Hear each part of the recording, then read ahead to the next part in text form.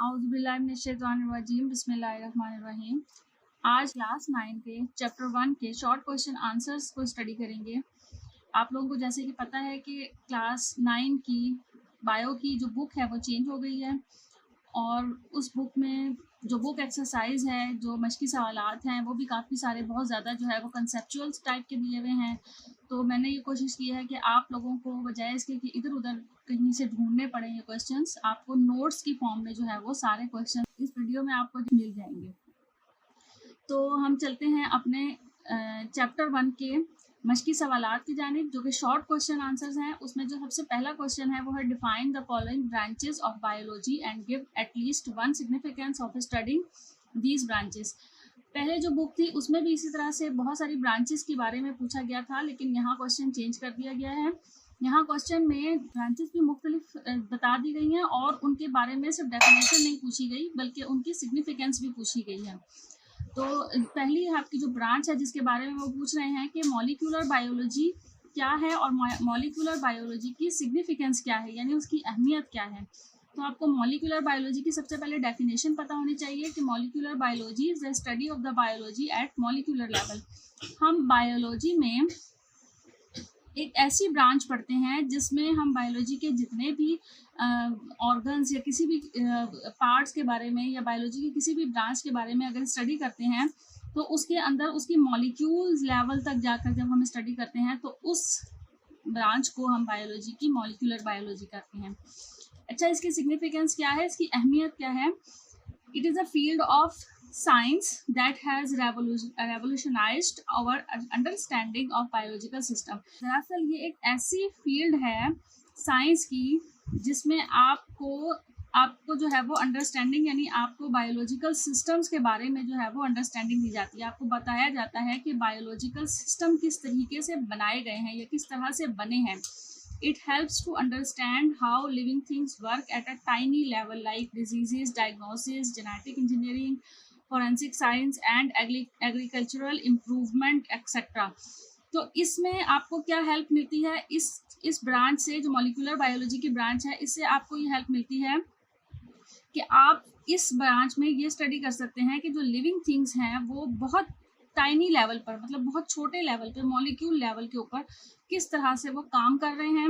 मिसाल के तौर पर मुख्तलिफ़ किस्म की डिजीज़, बीमारियां जो होती हैं, मुख्तलिफ़ बीमारियां, उनको डायग्नोस करने के लिए या उनके बारे में जानने के लिए कि ये बीमारी किस लेवल पे है या किस तरह से ये बीमारी जो है वो पैदा हो रही है, किस वजह से जो है वो बीमारी पैदा हो रही है, ये सब कुछ जानने के लिए जो है वो हमें मॉलिक्यूलर बायोलॉजी को स्टडी करना पड़ता है।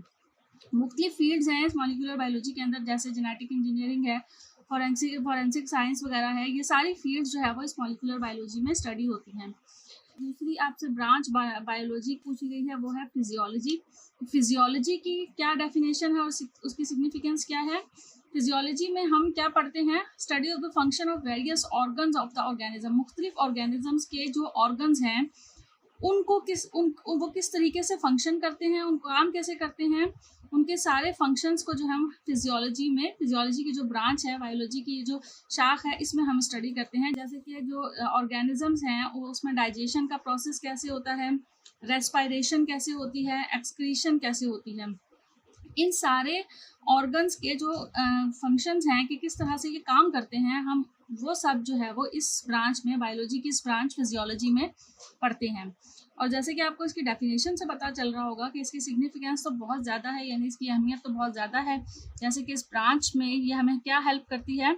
It help us to how our body work, कैसे हमारी बॉडी काम कर रही है, कैसे न्यू टेक्निक्स डेवलप होती हैं ट्रीटमेंट करने के लिए मुख्तलिफ़ किस्म की बीमारियां, और हम अपनी हेल्थ को कैसे इम्प्रूव कर सकते हैं। ये सारा कुछ जो है वो हम फिजियोलॉजी की ब्रांच में पढ़ के हमें हासिल हो सकता है। तीसरी जो डेफिनेशन उन्होंने पूछी है वो है पैलिएंटोलॉजी। पैलिएंटोलॉजी में हम इसकी डेफिनेशन हम कैसे लिखेंगे कि it is the study of the history of life on earth as based on fossils. इसमें हम ज़मीन के ऊपर जितनी भी लाइफ है, जितनी भी ज़िंदगी है, वो हिस्ट्री में, यानी वो तारीख़ में किस तरह से थी और कैसे जो है वो अब की ज़िंदगी जो है वो मौजूद है, उसकी सारी पुरानी तारीख़ जो है वो हम पैलिएंटोलॉजी में पढ़ते हैं। जो फॉसल्स वगैरह हैं वो सब कुछ हम पैलियोंटोलॉजी में स्टडी करते हैं।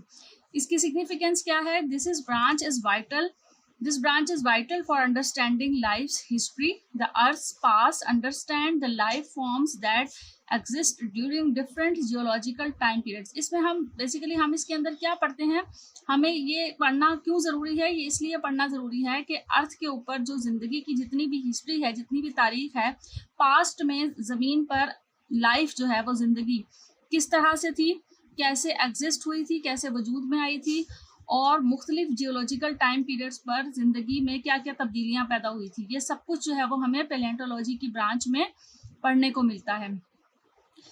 फिर नेक्स्ट जो अगली जो है वो फार्माकोलॉजी शाख है एक बायोलॉजी की। इसकी डेफिनेशन है क्या है? फार्माकोलॉजी में हम क्या पढ़ते हैं? फार्माकोलॉजी में हम बेसिकली ड्रग्स के बारे में पढ़ते हैं। ड्रग्स यानी कि वो सारी मेडिसिन्स जो कि बीमारियों के लिए इस्तेमाल की जाती हैं। साइंस की इस वाली जो ब्रांच है, इसमें हम क्या डील करते हैं कि जितनी भी ड्रग्स हैं, जितनी भी मेडिसिन्स हैं, उसको हम स्टडी करते हैं। इस ब्रांच को हम कहते हैं फार्माकोलॉजी।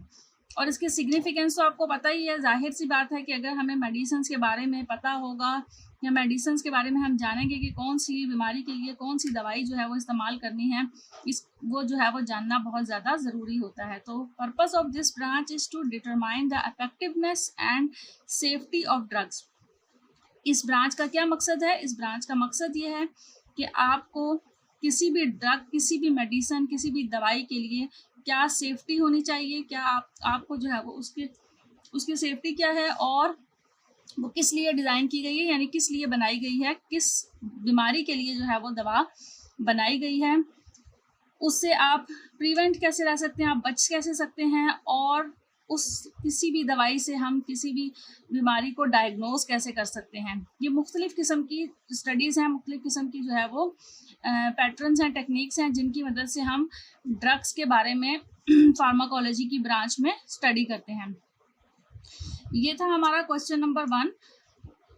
नेक्स्ट वीडियो में इंशाल्लाह हम क्वेश्चन नंबर 2 के बारे में पढ़ेंगे। क्वेश्चन नंबर 2 में क्या पूछा हुआ है और उसके बारे में जितने भी नोट्स हैं वो सब आपको अगली वीडियो में जो है वो आपको दे दिए जाएंगे।